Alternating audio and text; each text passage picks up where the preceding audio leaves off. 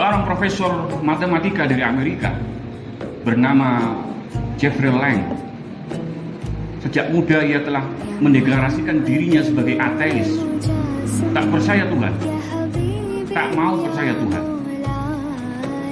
Apa yang membuatnya ateis, memilih tak percaya Tuhan? Ternyata tidak lain dan tidak bukan adalah kemarahannya atas nasib yang dialaminya. Ia memiliki seorang ibu yang teramat mulia, seorang nurse, seorang perawat, yang setiap hari aktivitasnya merawat dan menyelamatkan kehidupan manusia. Sosok yang mulia. Tetapi sebaliknya, ia memiliki seorang ayah yang alkoholik, seorang pecandu alkohol yang teramat parah.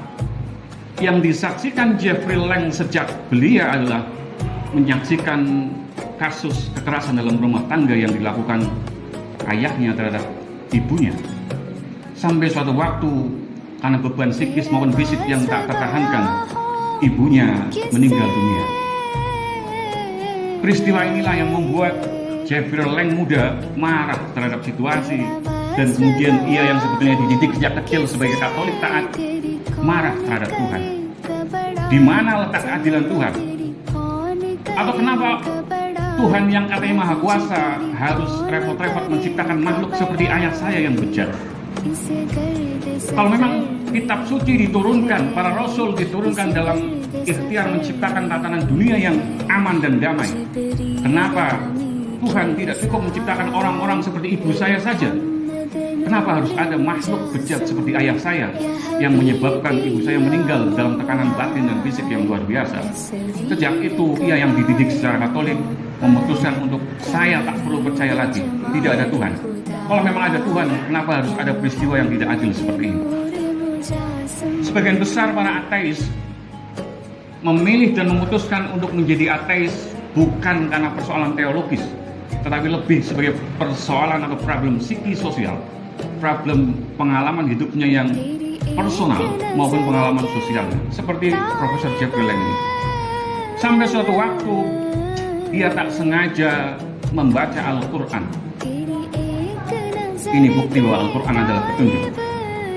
Saat ia tak sengaja membuka bagian awal, ia membaca Al-Baqarah ayat 30 tentang drama kosmis penciptaan manusia. Mari kita baca ayatnya.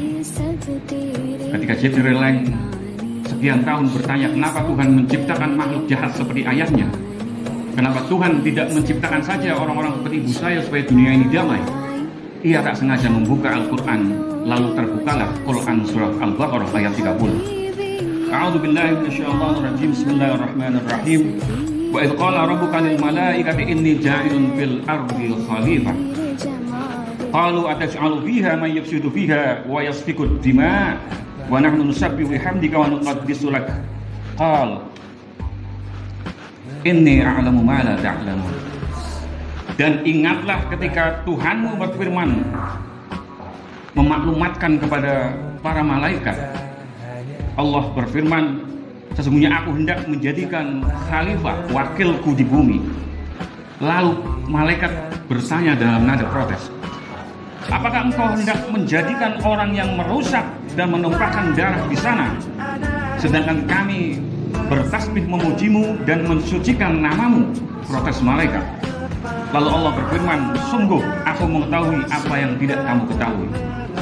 Profesor Jeffrey Lang ketika membaca ayat ini, terutama pada potongan protes malaikat, ya Tuhan, apakah engkau hendak menciptakan makhluk yang hanya akan menciptakan kerusakan di bumi, menciptakan pertumpahan darah? Saat itu Jeffrey Lang tertegun. Ini yang saya tanyakan selama sekian tahun kepada Tuhan. Kenapa justru kitab suci ini memberikan jawaban kepada saya?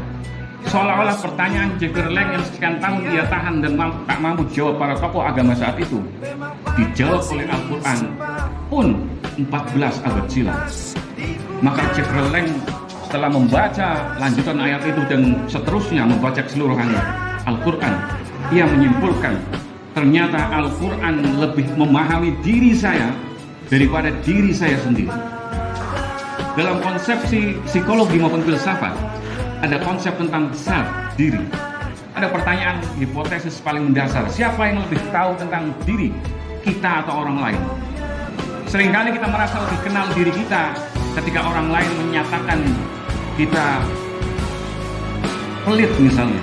Tiba-tiba kita pulang merenung, apakah benar saya pelit? Saat kita meragukan kesimpulan apakah benar-benar kita memahami diri kita, atau sebetulnya teman kita yang menyatakan pelit lebih paham tentang diri saya. Jibril yang berada dalam kondisi seperti itu, sampai ia memutuskan ternyata yang lebih tahu diri saya, melebihi diri saya adalah Al-Quran. Maka absolutely ini bukan karya manusia, ini pasti karya Sang Pencipta. Maka Jibril menjadi Muslim.